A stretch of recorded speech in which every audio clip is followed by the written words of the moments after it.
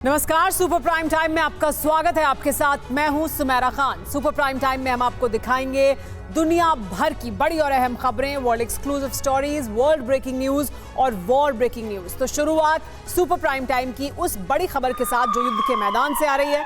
रूस ने क्रीमिया में हमले का बदला लिया है। डोनेस्क में रूसी सेना की एयर स्ट्राइक हुई है। रूस के हवाई हमले में 4 इमारतें तबाह हो गई हैं। हमले में 3 लोगों की मौत हो गई है, 5 लोग बुरी तरह से घायल हुए हैं। क्रीमिया में यूक्रेनी हमले से नाराज है रूस। बहुत ज्यादा गुस्से में रूस इस वक्त इस हमले की वजह से है। क्रीमिया में इस वक्त विनाश की बहुत बड़ी आग भड़की हुई है। ज़ेलेंस्की सेना ने क्रीमिया में अब तक का सबसे बड़ा हमला कर दिया है। यूं तो क्रीमिया पर यूक्रेनी फोर्स 100 घंटे से लगातार हमले कर रही है, लेकिन 24 घंटे के अंदर यूक्रेनी सेना ने जो कुछ किया है उससे पूरे रूस में दहशत फैल गई है। यूक्रेन ने कुछ घंटों के अंदर ही क्रीमिया में 6 जगहों पर ATACMS मिसाइलों से आक्रमण किया। यूक्रेन के टारगेट पर रूस के एयरबेस और नेवल बेस थे। सवाल यही है कि यूक्रेन के इस हमले का परिणाम क्या होगा।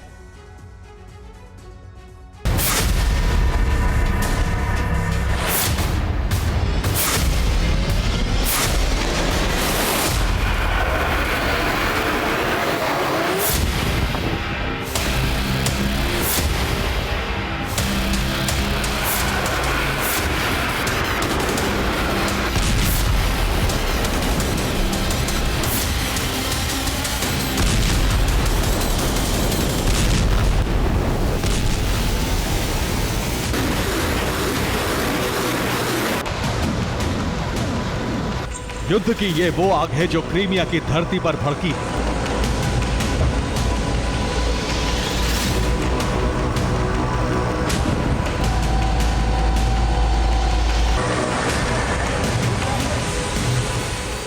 इस बारूदी आग में क्रीमिया जल रहा है।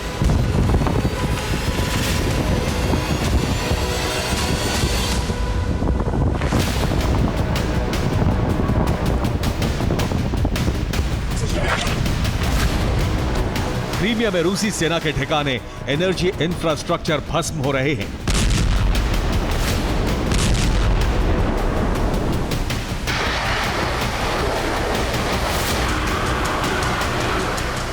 क्रीमिया के कई इलाकों में जो आग लगी है वो यूक्रेन के ATACMS आक्रमण का परिणाम है।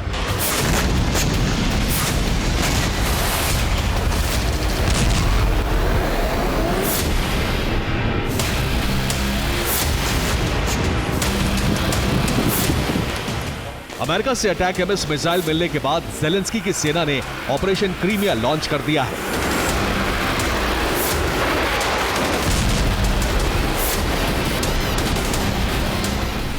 यूक्रेनी फोर्स क्रीमिया में 100 घंटे से लगातार विस्फोट कर रही है, जिससे रूसी सेना को बहुत बड़ी चोट पहुंच रही है। अमेरिका से लॉन्ग रेंज मिसाइलें कीव पहुंची। इसके बाद सोमवार से यूक्रेन के हमले शुरू हो गए, जो अब तक जारी हैं।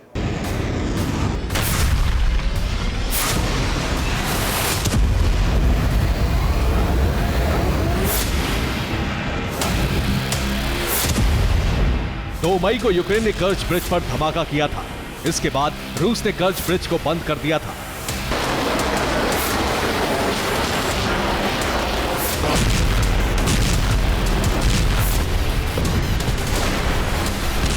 इसके कुछ ही घंटों बाद यूक्रेन ने क्रीमिया में अब तक का सबसे बड़ा हमला कर दिया। इस बार यूक्रेन ने क्रीमिया में रूस के एयरबेस और नेवल बेस को टारगेट किया।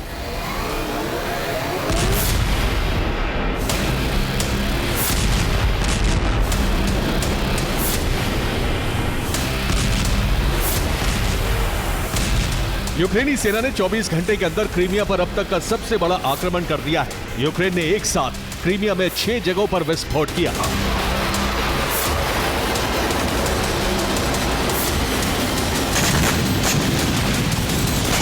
सिम्फेरोपोल में यूक्रेन ने रूस के एयरबेस पर कई ATACMS मिसाइलें दागी। सेवेस्तोपोल में रूस के नेवल बेस को भी टारगेट किया गया। फियोदोसिया में रूस का नेवल बेस और एयरबेस दोनों है। यहां भी कई धमाके रिपोर्ट हुए हैं। येवपतोरिया में रूसी नेवल बेस पर हमला किया गया। येल्ता में रूस की एयरफील्ड पर विस्फोट हुए। जनकोई में रूसी एयरबेस पर कई मिसाइलें आकर गिरी।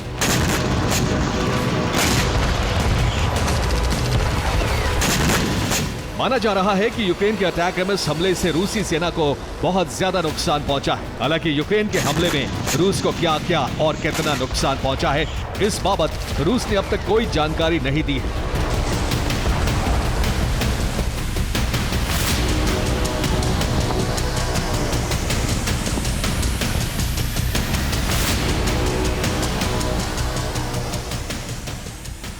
लेकिन यूक्रेन के मुताबिक जनकोई एयरबेस पर उसने रूस के एक S-400 डिफेंस सिस्टम को तबाह कर दिया।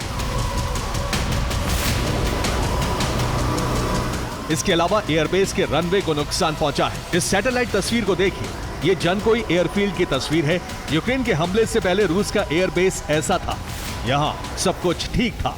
अब दूसरी तस्वीर को देखिए, ये हमले के बाद की उसी एयरबेस की सैटेलाइट तस्वीर है, जिसमें रूस का एक S-400 तबाह दिख रहा है।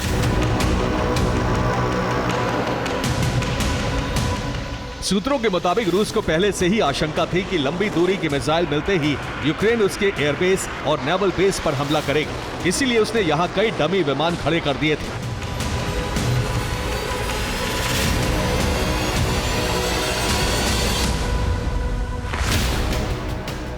ऐसे में संभव है कि रूस को उतना ज्यादा नुकसान ना हुआ हो जितना दावा किया जा रहा है।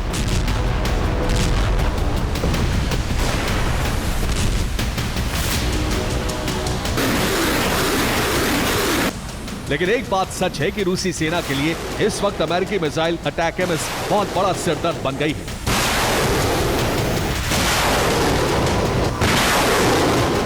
रूसी एयर डिफेंस को भी धोखा देने में कामयाब हो रहे हैं। रूस के पास अभी ऐसी कोई तकनीक नहीं है जो 100% सटीकता के साथ अटैक एमएस मिसाइल को इंटरसेप्ट कर सके।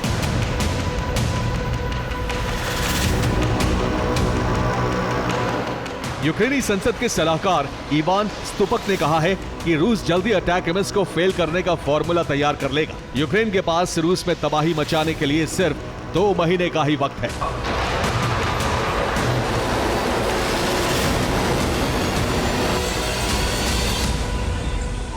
यही वजह है कि यूक्रेन ज्यादा से ज्यादा तबाही मचाने में जुटा है। यूक्रेन न सिर्फ रूसी धरती पर धमाके कर रहा है, बल्कि युद्ध के मैदान में भी अटैक एमएस मिसाइलों से हमला कर रहा है।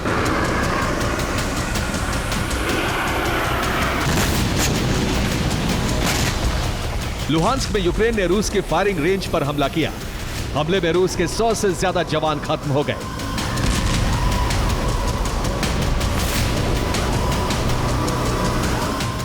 ऐसे में अब सवाल यही है कि आखिर अटैक एमएस मिसाइल में ऐसी क्या तकनीक है जिसकी वजह से रूस के एयर डिफेंस सिस्टम इसे तबाह नहीं कर पा रहे हैं। रूस के लिए अमेरिका की ये मिसाइल इस वक्त सबसे बड़ी चुनौती क्यों बन गई है?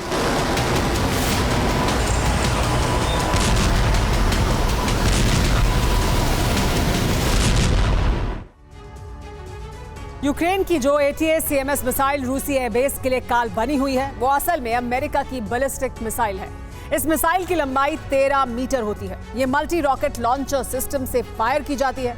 इसकी मारक रेंज 300 किलोमीटर है, मतलब ये 300 किलोमीटर दूर मौजूद टारगेट को ध्वस्त कर देती है। ATACMS मिसाइल की गति 1235 किलोमीटर प्रति घंटा है। ये GPS से गाइडेड होती है। इसकी तकनीक ऐसी है कि ये रूसी एयर डिफेंस सिस्टम को धोखा दे देती है। यही वजह है कि क्रीमिया में यूक्रेन के ATACMS हमले कामयाब हो रहे हैं।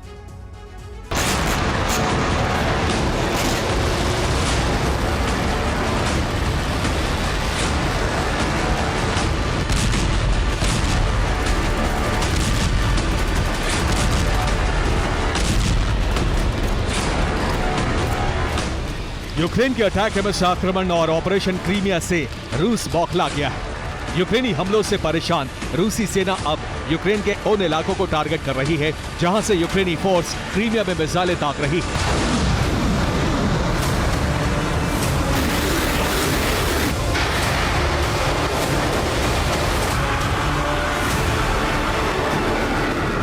रूस ने सबसे बड़ा हमला यूक्रेन के ओडेसा में किया। यहां रूस ने यूक्रेन के हथियार डिपो, ऑयल रिफाइनरी और गैस स्टेशन को टारगेट किया।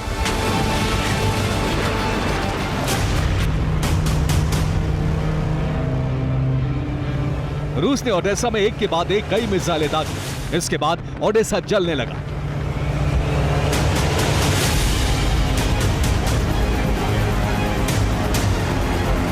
रूस के हमले में यूक्रेन का हथियार डिपो जल गया, ऑयल रिफाइनरी और गैस स्टेशन भस्म हो गए।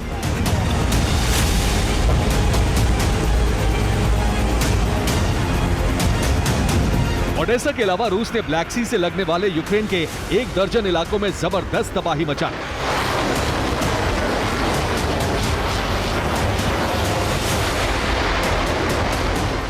ओचाकोव में रूस ने यूक्रेन के सैन्य बेस को तबाह कर दिया। यहां यूक्रेन के हथियार और 13 सैनिक खत्म हो गए।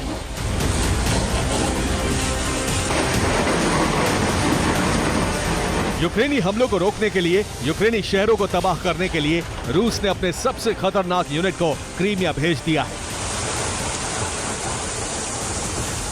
कई युद्धपोत और जहाज ब्लैक सी में लगाए गए हैं। इसके जवाब में अमेरिका ने यूक्रेन को अंडर वाटर ड्रोन दे दिया है। इस ड्रोन का नाम है मांटा ड्रोन।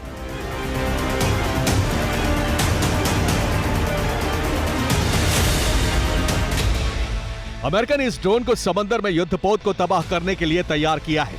माना जा रहा है कि यूक्रेन इस ड्रोन से रूस की ब्लैक सी फ्लीट में तैनात वॉरशिप का खात्मा करेगा।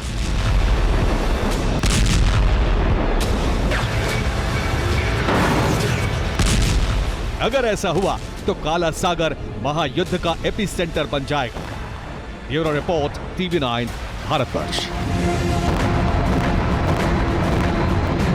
आगे बढ़ने से पहले इस वक्त की बड़ी खबर, रूस के बेलगोरोद में यूक्रेन ने हमला किया है। बेलगोरोद में पेट्रोल पंप पर हमला किया गया। धमाके के बाद जला रूसी पेट्रोल पंप। यूक्रेन के हमले का वीडियो भी सामने आया है।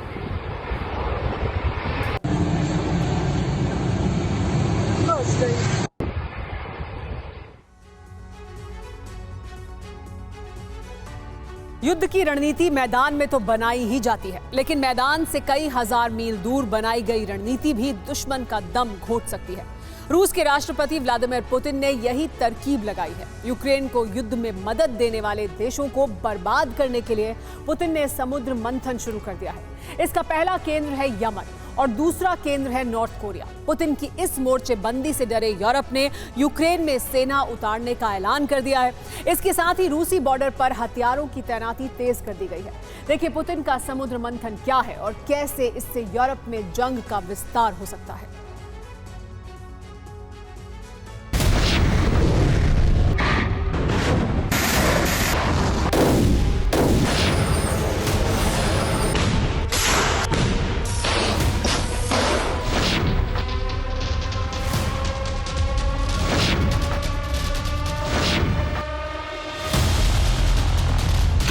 यूक्रेन का युद्ध विश्व युद्ध का ट्रिगर बनेगा, ये अमेरिका भी मान चुका है।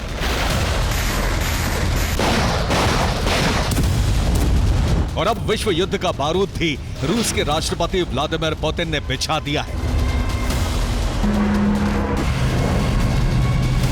यूक्रेन को युद्ध में मदद देने वाले देशों से प्रतिशोध का समुद्र मंथन प्लान तैयार हो चुका है।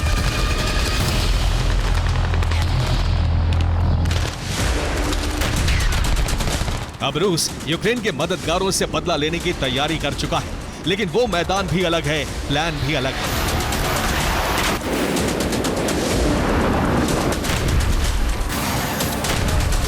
इसके संकेत खुद राष्ट्रपति पुतिन ने दुनिया को दे दिए हैं।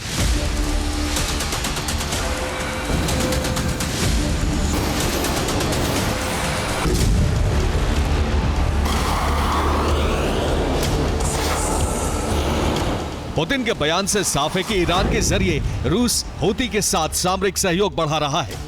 लाल सागर को दुनिया की शिपिंग इंडस्ट्री का चोकिंग पॉइंट बनाने का प्लान तैयार हो चुका है। लाल सागर में अमेरिका और यूरोप के जहाजों पर हमले बढ़ने तय हैं।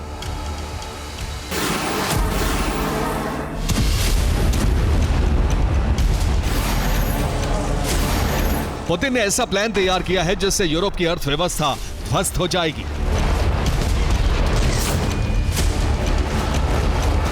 लाल सागर से स्वेज नहर होते हुए दुनिया भर के जहाज यूरोप पहुंचते हैं।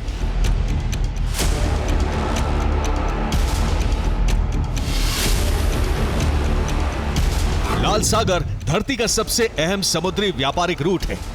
धरती के समुद्री व्यापार की 12% शिपिंग इसी रूट से होती है, जबकि एशिया और यूरोप के बीच 40% शिपिंग इसी रूट से होती है।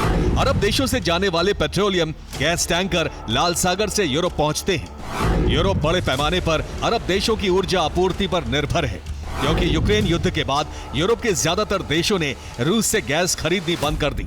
2023 में अकेले कतर से ही 140 lakh metric ton LPG Europe पहुंची है।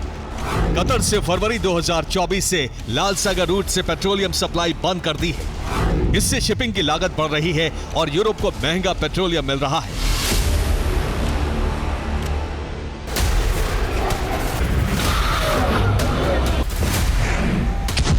रूस अरब देशों पर यूरोप की निर्भरता का फायदा उठाना चाहता है और इसीलिए हूती को खुले समर्थन का ऐलान कर दिया गया है।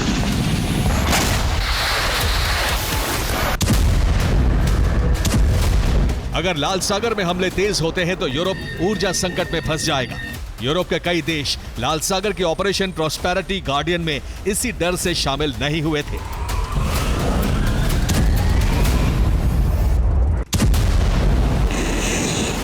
जनवरी में अमेरिका ने लाल सागर में ऑपरेशन शुरू किया और तब फ्रांस और इटली ने अपने जहाज भेजने में दिलचस्पी नहीं दिखाई थी। इटली और फ्रांस को डर था कि हूती के ठिकानों पर हमले का मतलब होगा पलटवार और पेट्रोलियम का संकट।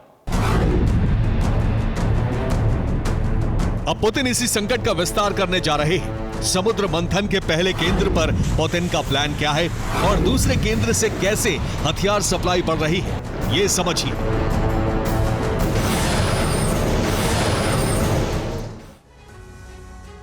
रूस के राष्ट्रपति ने ऑपरेशन समुद्र मंथन के तहत पहला केंद्र यमन में लाल सागर को बनाया है। पुतिन ने हूती को खुला समर्थन दे दिया है। रिपोर्ट है कि ईरान के साथ साथ रूस से भी हूती को हथियार सप्लाई होने लगा है। इन हथियारों के टारगेट अमेरिका और यूरोपीय देशों के मालवाहक जहाज हैं। लाल सागर में हूती के हमले बढ़े तो यूरोप का स्वेज नहर से कनेक्शन कट जाएगा। इसके बाद यूरोप जाने वाले मालवाहक जहाजों को साउथ अफ्रीका का चक्कर काटकर जाना पड़ेगा। पुतिन के समुद्र मंथन का दूसरा केंद्र है नॉर्थ कोरिया और ओखोत्स्वा सागर। इस रूट के जरिए नॉर्थ कोरिया से रूस को हथियार सप्लाई हो रहा है। ओखोत्स्वा सागर के रूट से किम जोंग रूस को बैलिस्टिक मिसाइलों का जखीरा पहुंचा रहे हैं। रिपोर्ट है कि बीते 3 दिन में रूस को 17 कंटेनर हथियार पहुंचाए गए हैं। हथियारों के बदले में नॉर्थ कोरिया को रूस से पेट्रोलियम की सप्लाई हो रही है। खास बात यह है कि रूस कच्चा तेल नहीं बल्कि रिफाइंड पेट्रोलियम की सीधी सप्लाई कर रहा है।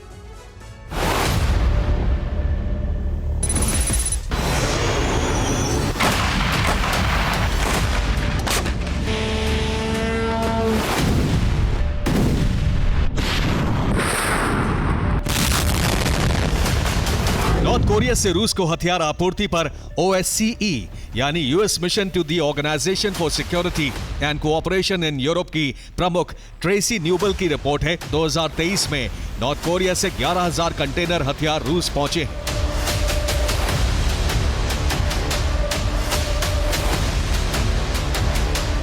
बदले में किम को सस्ती कीमत पर तेल मिल रहा है, जो हर देश की सबसे बड़ी जरूरतों में से एक है। पुतिन के इस समुद्र मंथन से यूरोप में भय है और रूस की घेराबंदी के लिए तैयारी तेज हो चुकी है।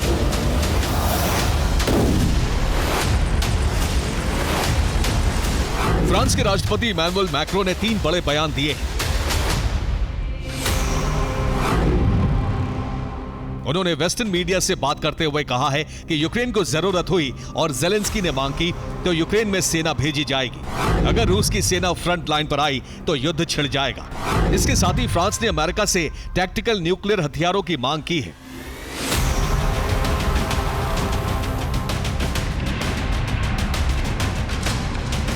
मैक्रो बीते 2 महीने से यूरोपियन यूनियन के न्यूक्लियर अम्ब्रेला की मांग कर रहे हैं और 3 से ज्यादा बार यूक्रेन में सेना भेजने का ऐलान कर चुके हैं।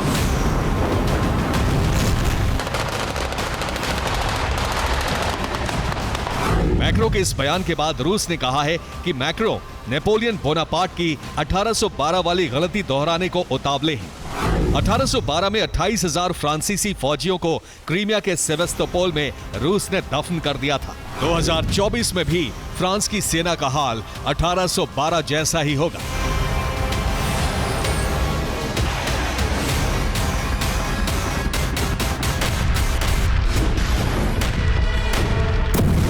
यूक्रेन के समर्थन में जिस तरह फ्रांस आक्रामक दिख रहा है, उससे सीधे युद्ध की आशंका बढ़ रही है और इसीलिए रूस के नजदीक नेटो ने घेराबंदी तेज कर दी है।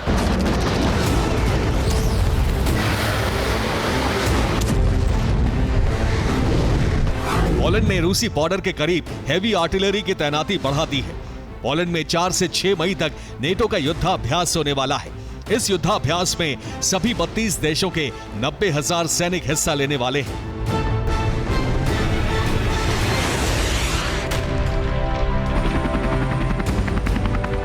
रूस की घेराबंदी और नेटो का आक्रामक रुख इस बात का संकेत है कि बड़े युद्ध की तैयारी हो चुकी है और यूरोप की शक्ति को घटाने के लिए पुतिन ने समुद्र मंथन तेज कर दिया है।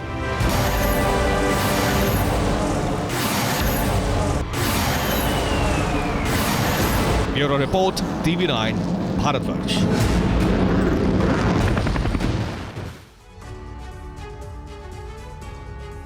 और युद्ध के मैदान से इस वक्त बड़ी खबर खार्किव से आ रही है।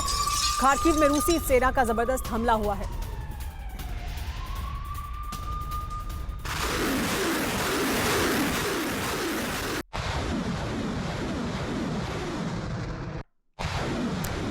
रूस का ग्रैड रॉकेट लॉन्चर से धावा, हमले में यूक्रेनी सेना का ठिकाना ध्वस्त हुआ। यहीं से बेलगोरोद में हमला कर रहा था यूक्रेन। रूसी रक्षा मंत्रालय ने वीडियो जारी किया है।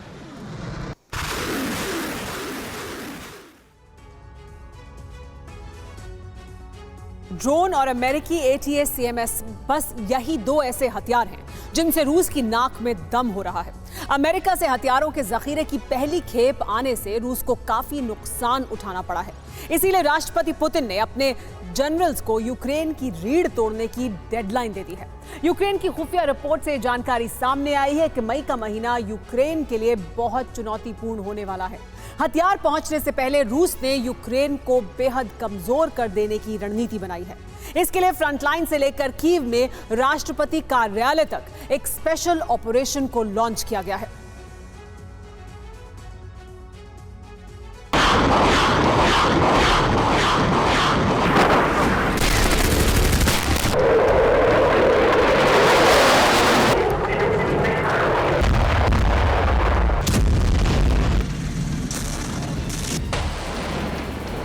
रूस देख रहा है यूक्रेन में अटैक MS पहुंचने का असर।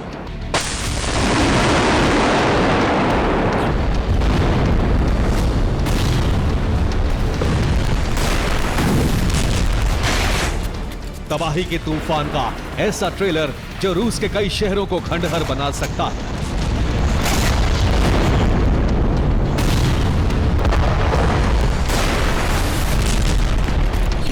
क्रीमिया से लेकर यूक्रेन बॉर्डर के करीब के रूसी शहर कई बार दहल चुके हैं।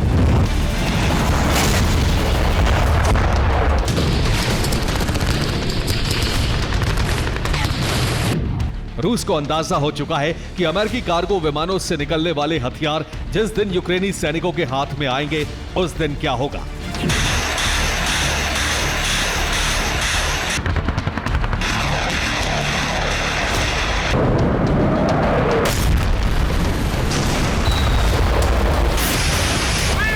पुतिन ने अपनी सेना के कमांडर्स को साफ कह दिया है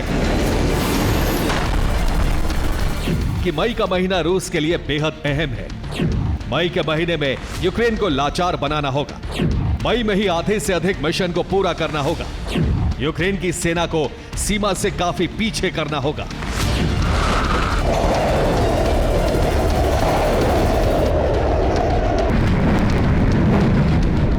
यूक्रेन के पास इस वक्त गोला बारूद की सबसे अधिक कमी है। रूस के हमलों का जवाब देने के लिए यूक्रेन के पास ना तो पर्याप्त गोलियां हैं और ना ही रॉकेट और टैंक के शेल।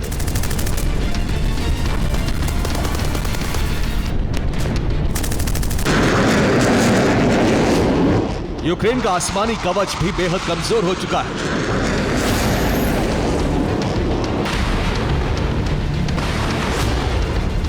पैट्रियट से लेकर कई एयर डिफेंस मिसाइलों की कमी के चलते बंद कर दिए गए हैं।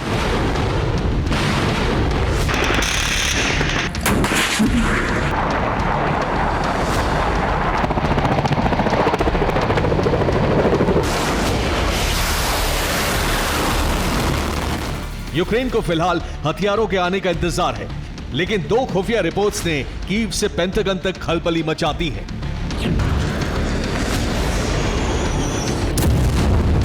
अमेरिका की खुफिया एजेंसी और यूक्रेनी इंटेलिजेंस दोनों के रिपोर्ट से एक ही बात जाहिर हो रही है, और वो ये कि मई में यूक्रेन पर बहुत बड़ा हमला हो सकता है।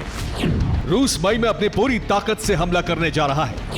यूक्रेनी सेना के साथ सरकार भी निशाने पर है।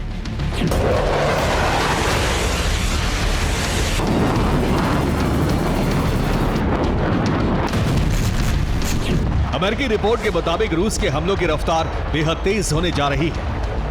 यूक्रेन की रिपोर्ट के मुताबिक रूस के प्लान में इस बार ज़ेलेंस्की भी टारगेट पर है। ज़ेलेंस्की पर किसी बम या मिसाइल से हमला नहीं होगा, बल्कि ज़ेलेंस्की को खत्म करने के लिए पुतिन ने कुछ खास लोगों को एक्टिव कर दिया है। मौजूदा हालात की समीक्षा करने के बाद प्रेसिडेंट पुतिन ने एक हाई लेवल मीटिंग बुलाकर सेना के लिए मई का टारगेट फिक्स कर दिया है।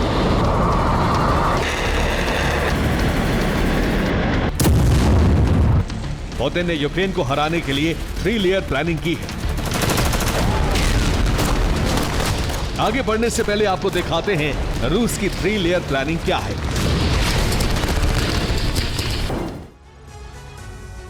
रूस के 3 लेयर प्लान के पहले हिस्से में है फ्रंटलाइन पर बहुत तेज रफ्तार से हमला करना।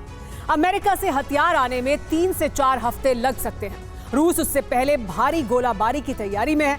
कोशिश यह है कि यूक्रेन को बारूद मिलने से पहले बड़ी जीत हासिल कर ली जाए।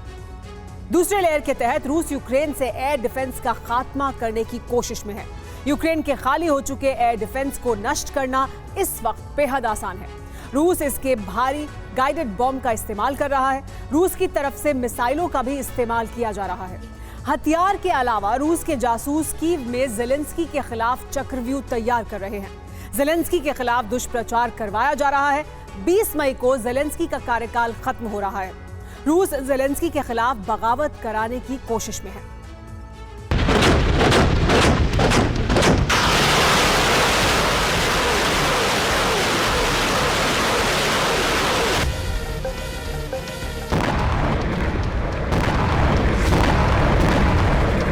खुफिया रिपोर्ट्स और पुतिन के प्लान की तस्दीक कर रही हैं वॉर जोन से आने वाली तस्वीरें और खबरें।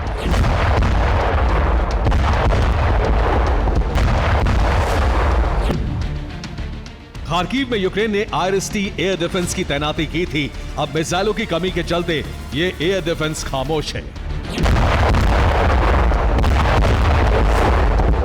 रूस ने इस पूरे कॉम्प्लेक्स को मिसाइल से तबाह कर दिया। एयर डिफेंस खाली होने की वजह से रूस के ड्रोन अब यूक्रेन के आसमान में बेखौफ उड़ान भर रहे हैं और यूक्रेन के विनाश की कहानी को आगे बढ़ा रहे हैं।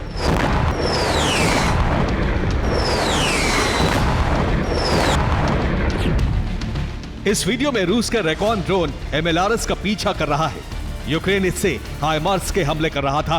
परफेक्ट लोकेशन मिलते ही रूसी स्कंदर मिसाइल ने इसे नष्ट कर दिया।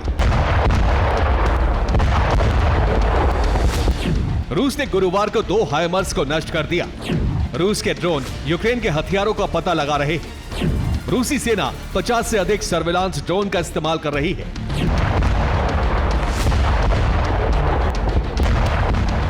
रूस की सेना चुन चुनकर अब्राम्स टैंक को खत्म कर रही है। अमेरिका की शक्तिशाली टैंक शेल की कमी के चलते जहां तहां खड़े कर दिए गए हैं और रूसी ड्रोन आसानी से टैंकों को भस्म कर रहे हैं।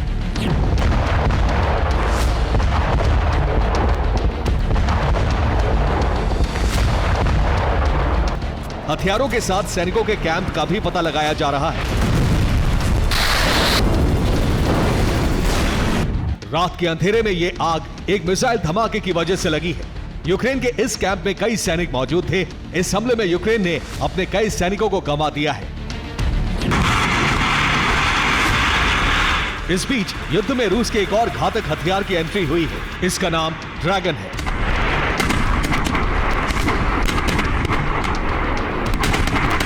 ये टॉस 3 की तरह ही थर्मोबैरिक रॉकेट प्रहार करता है। 15 किलोमीटर दूर से ही ड्रैगन किसी भी ठिकाने को थर्मोबैरिक प्रहार से दहला सकता है।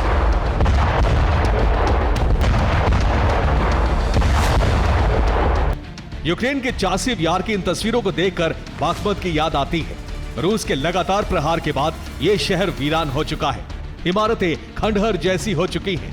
जमीन पर जगह जगह धमाकों के निशान नजर आते हैं। हालात ठीक वैसे ही हैं जैसे बाखमुत में थे। यहां अब न यूक्रेन के लोग बचे हैं और न यूक्रेनी सेना। यूक्रेन में ज्यादा से ज्यादा तबाही के लिए रूस अब फैब 1500 बम का इस्तेमाल कर रहा है।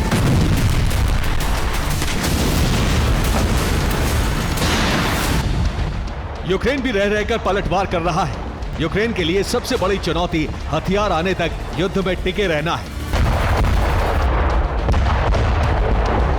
रूस पर दबाव बनाने के लिए अमेरिका क्रीमिया पर हमले करवा रहा है। इसके अलावा अवदीपका में भी रूसी फौज पर बड़े हमले हो रहे हैं। ज़ेलेंस्की के लिए चुनौती सिर्फ सेना का मुकाबला नहीं बल्कि अपने राजनीतिक विरोधियों से निपटना भी है।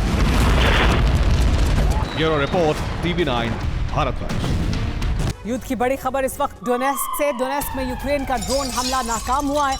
रूस ने यूक्रेन के ड्रोन को इंटरसेप्ट कर लिया। रूस के ज़पैड ग्रुप को बड़ी कामयाबी मिली है। ड्रोन को इंटरसेप्ट करने का वीडियो भी सामने आया है।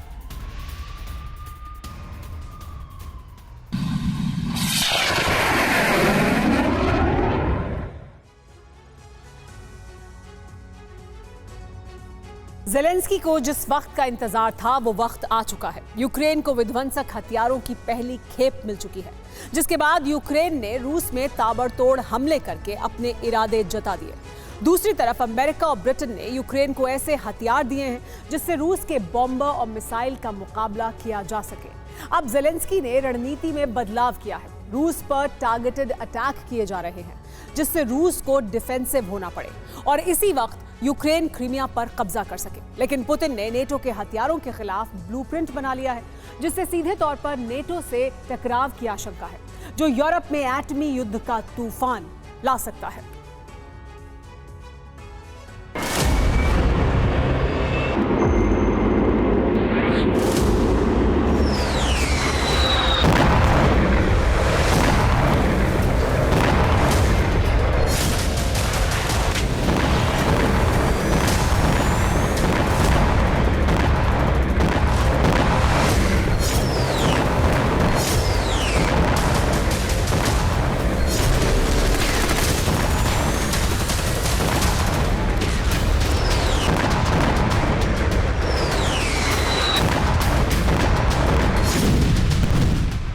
अब तो ये रोज होगा, बार बार होगा।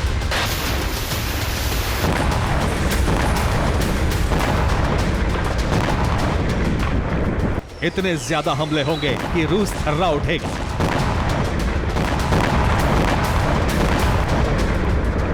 ज़ेलेंस्की का जोश हाई है, इतना हाई कि रूस में तबाही का जलजला आ चुका है। ज़ेलेंस्की की वो मुराद पूरी हो चुकी है जिसकी आस वो कब से लगाए बैठे थे।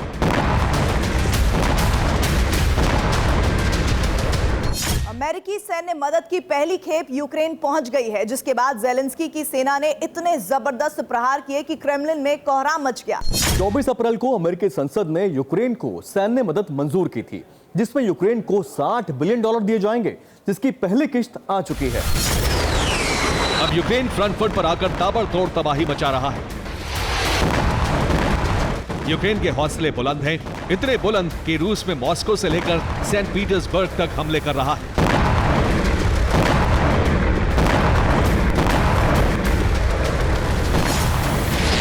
ये मॉस्को से आई तस्वीरें हैं जिसमें एक बिल्डिंग में आग लगी हुई है। मॉस्को की इस प्रशासनिक इमारत पर यूक्रेन ने ड्रोन अटैक किया, जिसके बाद कई फीट ऊंची लपटें उठने लगी। बीती रात मॉस्को पर यूक्रेन ने ताबड़तोड़ हमले किए, जिसमें एक वेयर हाउस को भी जला डाला।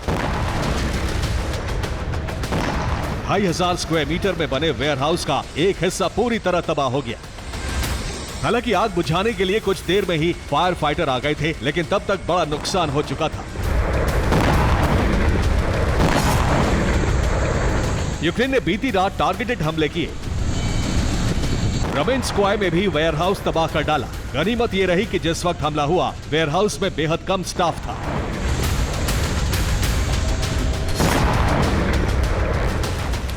नोवोसिबिर्स्क पर भी कई हमले किए, जिसमें एक ऑटो फैक्ट्री पूरी तरह तबाह हो गई। बताया जा रहा है ऑटो फैक्ट्री का इस्तेमाल रूसी सेना हथियार बनाने के लिए कर रही थी, जिस पर यूक्रेन ने ड्रोन अटैक करके भारी नुकसान पहुंचा दिया।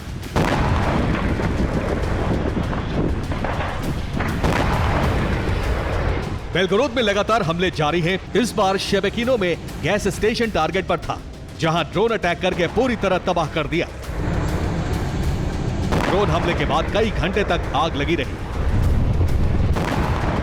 इस दफा यूक्रेन ने सैन्य ठिकानों के अलावा रिहायशी इलाकों पर भी खूब हमले किए हैं। ओरेल और स्मोलेंस्क में भी ड्रोन से बम गिराए गए, जिससे कई घर पूरी तरह खंडहर में बदल गए। यूक्रेन को काफी वक्त से अमेरिकी हथियारों की खेप का इंतजार था, जिसके आते ही काउंटर ऑफेंसिव 2.0 ऑपरेशन तेज कर दिया गया। अमेरिका के अलावा ब्रिटेन भी हथियार पहुंचा रहा है। इसी सिलसिले में ब्रिटेन के विदेश मंत्री डेविड कैमरून भी कीव पहुंचे हुए हैं।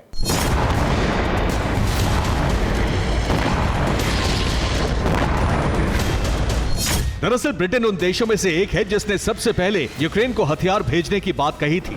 तभी से ब्रिटेन रूस के निशाने पर आ गया है, जिसके जवाब में ब्रिटेन ने रूस पर मिसाइल हमले की इजाजत दे दी है।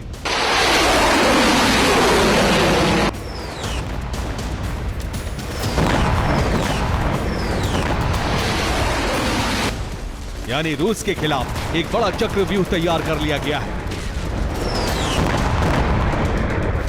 यानी यूक्रेन ठान चुका है कि इस दफा आर पार की जंग लड़के रूस के मंसूबे को रौंदना है।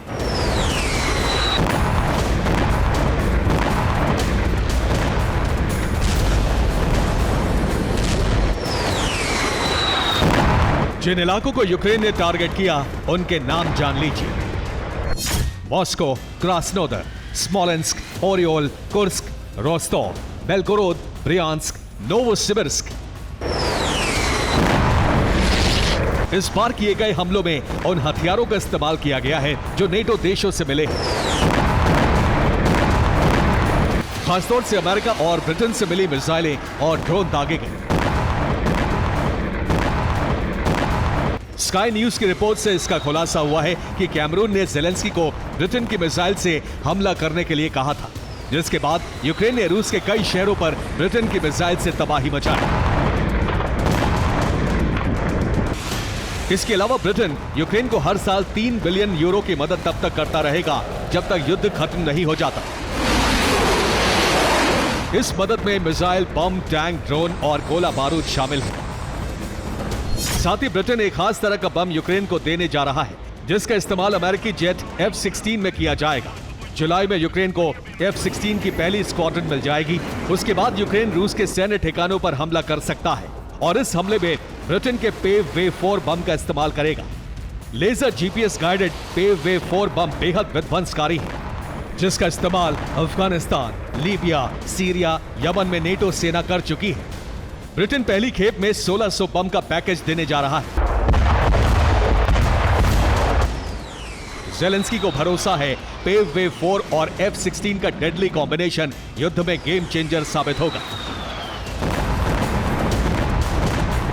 इसके अलावा ब्रिटेन एंटी टैंक मिसाइल भी यूक्रेन को भेज रहा है, जिससे रूस के टैंक और आर्मर्ड व्हीकल को खाक में मिलाने की तैयारी है।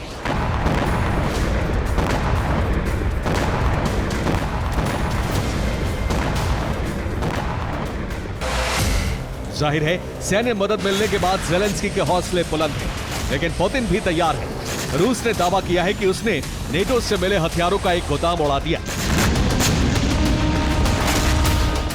यानी अब युद्ध में तबाही का सबसे विध्वंसक दौर शुरू हो चुका है, जिसमें रूस और नेटो में सीधे टकराव की आशंका बढ़ गई है।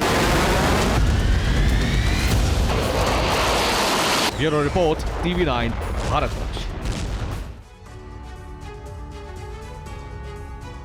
गाजा युद्ध के प्रतिशोध में ईरान ने इजराइल पर प्रॉक्सी शिकंजा कस दिया है। ईरान के राष्ट्रपति रईसी ने इजराइल पर हमले के लिए नई प्रॉक्सी फोर्स अल अश्त ब्रिगेड को उतार दिया है। इस ब्रिगेड ने बड़ी रणनीति के तहत इजरायली सेना की हथियार और रसद आपूर्ति ठप करने के लिए हमले शुरू कर दिए हैं।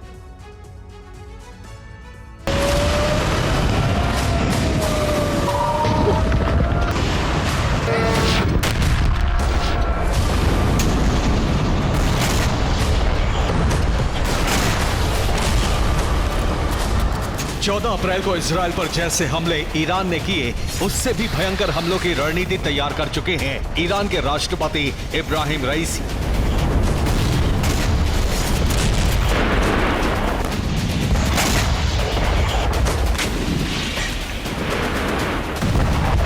चौदह अप्रैल की रात इजराइल में जैसे बारूदी कोहराम मचा, उससे भी बड़ा कोहराम मचाने की तैयारी कर चुका है तेहरान।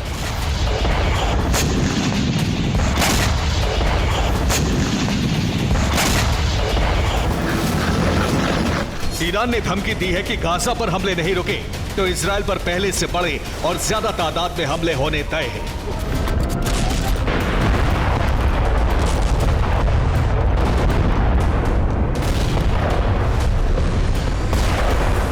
इस बार ईरान के टारगेट यरूशलेम और तेल अवीव होंगे, यानी इजराइल का गौरव और इजराइल के नीति निर्माताओं पर हमले की तैयारी हो चुकी है।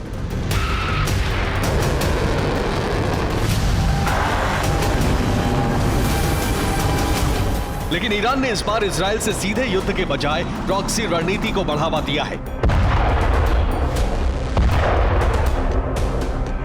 ईरान के राष्ट्रपति ने इजराइल पर हमला करने के लिए एक नया प्रॉक्सी संगठन मैदान में उतार दिया है। इस संगठन का नाम है अल अश्तर और इसे इस्लामिक रेजिस्टेंस बहरीन भी कहा जाता है।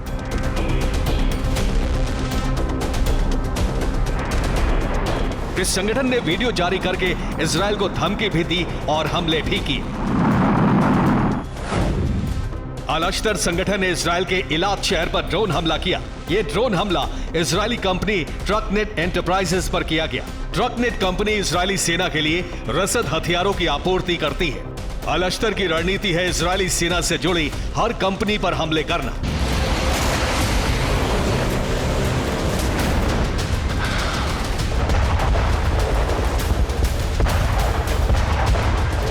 अल अश्तर ने इलात शहर पर ड्रोन हमले 2 मई की रात को किए। इन हमलों से हुए नुकसान के बारे में इजराइल ने जानकारी सार्वजनिक नहीं की है।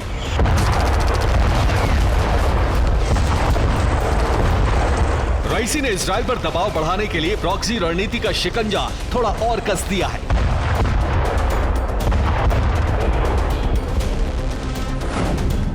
अब तक इजराइल पर 4 प्रॉक्सी संगठन हमले कर रहे थे। इनमें यमन से हूती इजराइल पर हमले कर रहा है, लेबनान से हिजबुल्लाह के हमले जारी हैं, इराक से इस्लामिक रेजिस्टेंस इजराइल पर हमले कर रहा है, इस्लामिक रेजिस्टेंस सीरिया के हमले जारी हैं। अब इस्लामिक रेजिस्टेंस बहरीन यानी अल अश्तर के हमले भी शुरू हो चुके हैं।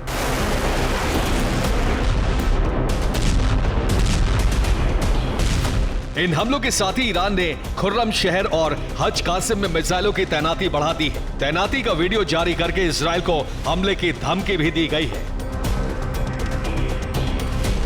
इजराइल ने ईरान की रणनीति को देखते हुए डिफेंस की तैयारी तेज कर दी है। इजराइल ने 14 अप्रैल के हमलों में जो डिफेंसिव हथियार टेस्ट किए थे, उनमें सबसे कामयाब था SM-3 एयर डिफेंस सिस्टम। 14 अप्रैल को इजराइल ने SM-3 डिफेंस सिस्टम से सबसे ज्यादा ईरानी मिसाइलें इंटरसेप्ट की थी। SM-3 की सटीकता देखने के बाद इजराइल इनकी खरीद बढ़ा रहा है। इजराइल ने अमेरिका से नए SM-3 डिफेंस सिस्टम की मांग की है। नए SM-3 डिफेंस सिस्टम जल्द ही इजराइल में तैनात हो सकते हैं, लेकिन इसके साथ ही इजराइल पैट्रियट डिफेंस सिस्टम को रिटायर करने जा रहा है।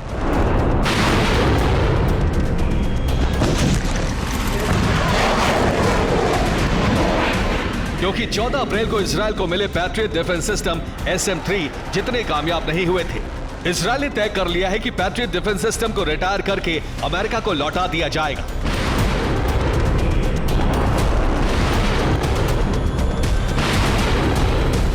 खुफिया रिपोर्ट यह है कि इजराइल से रिटायर हुए डिफेंस सिस्टम यूक्रेन को दिए जा सकते हैं, यानी एक बार फिर यूक्रेन को कमांड ट्रांसफर किया जा सकता है। Bureau report, TV9 Bharatvarsh.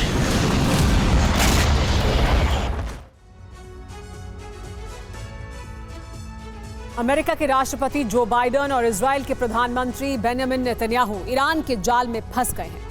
रईसी ने जो कुछ किया है उससे इजराइल के खिलाफ अमेरिका की धरती पर बहुत बड़ा विद्रोह भड़क गया है।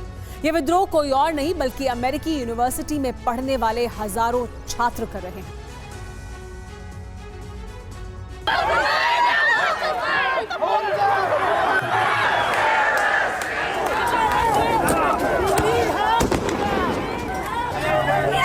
गाजा युद्ध की आग अमेरिका तक पहुंच गई है। अमेरिका के शहरों में गदर मचा हुआ है।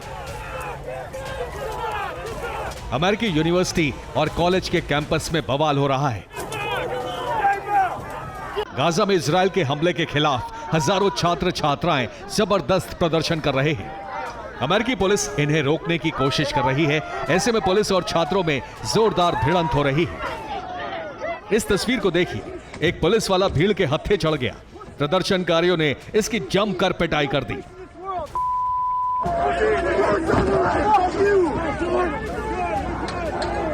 शहर शहर, कैंपस दर कैंपस हालात बेकाबू होते जा रहे हैं। लिहाजा अमेरिकी पुलिस को आंसू गैस के गोले और रबर बुलेट चलानी पड़ रही है। इस तस्वीर को देखिए, हालात बेकाबू हुए तो पुलिस को लाठियां भांजनी पड़ी।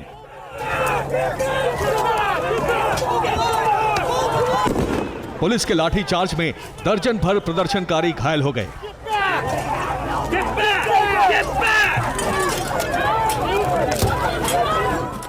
इजरायल के हमले के खिलाफ अमेरिका में कई दिनों से छात्र छात्राओं में इसी तरह का आक्रोश दिखाई दे रहा है। विरोध प्रदर्शनों की वजह से बाइडेन और व्हाइट हाउस की टेंशन बढ़ी हुई है। अमेरिका में अब तक 2000 से ज्यादा प्रदर्शनकारी गिरफ्तार हो चुके हैं। यह संख्या लगातार बढ़ती जा रही है। अमेरिका में भड़का यह प्रदर्शन अब कई देशों तक फैलता जा रहा है। फ्रांस में भी हजारों छात्र छात्राएं सड़कों पर उतरे, इजरायल के खिलाफ जबरदस्त प्रदर्शन किया। पुलिस ने रोकने की कोशिश की तो प्रदर्शनकारी पुलिस से भिड़ गए। इसके बाद पुलिस को बल प्रयोग करना पड़ा। लाठीचार्ज के अलावा आंसू गैस के गोले दागे गए। अमेरिका में हो रहे इन प्रदर्शनों पर इजरायल का बयान आया है। यूएन में इजरायल के राजदूत गिलाद एर्दान ने कहा कि ये प्रदर्शन बताते हैं कि हमास का वजूद सिर्फ गाजा तक नहीं बल्कि अमेरिकी विश्वविद्यालयों और कॉलेजों में भी है। अमेरिका की पूर्व राष्ट्रपति डोनाल्ड ट्रंप ने इन प्रदर्शनों की निंदा करते हुए कहा है कि ये बाइडेन सरकार की नाकामी का परिणाम है। कहा जा रहा है कि अमेरिका में जो छात्र इजरायल के खिलाफ प्रदर्शन कर रहे हैं उन्हें अमेरिकी विश्वविद्यालय से रस्टिकेट किया जा सकता है। इस रिपोर्ट पर ईरान ने कहा है कि प्रदर्शन कर रहे छात्र परेशान न हो। अगर उन्हें निकाला जाता है तो उनकी पढ़ाई का जिम्मा ईरान उठाएगा। ईरान की बड़ी यूनिवर्सिटीज ने ऐसे स्टूडेंट्स को फ्री एजुकेशन के साथ साथ रहने और खाने का ऑफर दिया है। फिलहाल इजरायल विरोधी प्रदर्शन की वजह से अमेरिका की कानून व्यवस्था लगातार ध्वस्त होती जा रही है। अगर इस पर काबू नहीं पाया गया तो यह गदर जल्द ही गृह युद्ध में बदल सकता है। Bureau report, TV9 Bharatvarsh.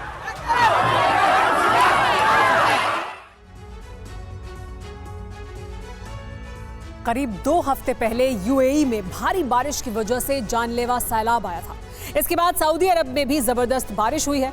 Saudi से अभी सैलाब का पानी निकला भी नहीं था कि यूएई में फिर से बारिश ने रिकॉर्ड तोड़ा है और लोग सैलाब का सामना कर रहे हैं।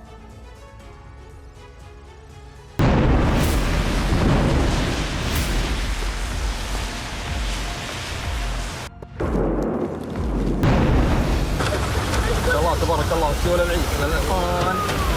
माशाअल्लाह तबारक अल्लाह। रेगिस्तान में ऐसा सैलाब कि सड़कें डूब गई।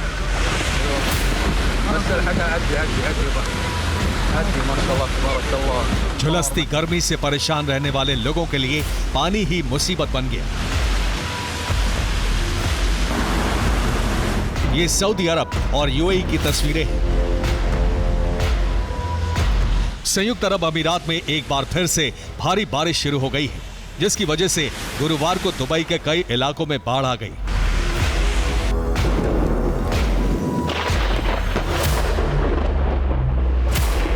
यहां मौजूद दुनिया के दूसरे सबसे व्यस्त अंतर्राष्ट्रीय हवाई अड्डे से उड़ानों को रोकना पड़ा।